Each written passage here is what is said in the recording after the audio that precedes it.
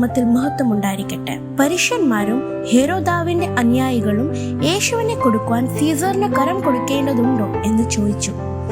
ഇതൊരു ശൂന്യമായ രാഷ്ട്രീയ ചോദ്യമായിരുന്നു. പക്ഷേ യേശു അതിന് ദൈവികമായ മറുപടി തന്നു. സീസറിനുള്ളത് സീസറിന് കൊടുക്കുക, ദൈവത്തിനുള്ളത് ദൈവത്തിന് കൊടുക്കുക. ഇവിടെ നിന്നും നാം 3 ചിന്തകൾ ചിന്തിക്കാം. 1. നാം ആരുടെ അവകാശമാണ്? സീസറിന് നാണയമേ ഉള്ളൂ, പക്ഷേ ദൈവത്തിന് നമ്മുടെ ഹൃദയവും ആത്മാവും വേണ്ടിയിരിക്കുന്നു. നാം ദൈവത്തിന്റെ രൂപത്തിലാണ് സൃഷ്ടിക്കപ്പെട്ടിരിക്കുന്നത്.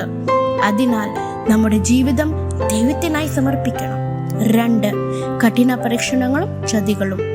പീഡാനുഭവ വാരത്തിൽ നിരവധി പരീക്ഷണങ്ങൾ യേശു നേരിടേണ്ടതായി വന്നു.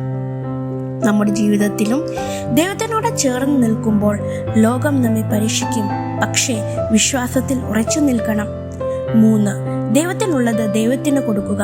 നമ്മുടെ പ്രാർത്ഥന, സ്നേഹം, സേവനം, മനസ്സ് മുഴുവൻ ദൈവത്തിനായി മാറ്റിവെക്കേണ്ടതുണ്ട്.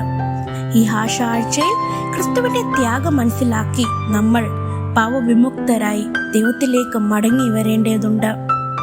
ഈ ആഴ്ചയിൽ നമ്മുടെ ഹൃദയം ദൈവത്തിനായി സമർപ്പിക്കാം. നമ്മുടെ എല്ലാം ചിന്തകളും പ്രവൃത്തികളും വിശ്വാസവും ദൈവത്തിന്റെ കൈകളിൽ ഏൽപ്പിക്കാം. ക്രിസ്തുവിന്റെ ത്യാഗം മനസ്സിലാക്കി ദൈവത്തിനുള്ള ജീവിതം നയിക്കാം. ദൈവം നമ്മളെല്ലാവരെയും അനുഗ്രഹിക്കട്ടെ.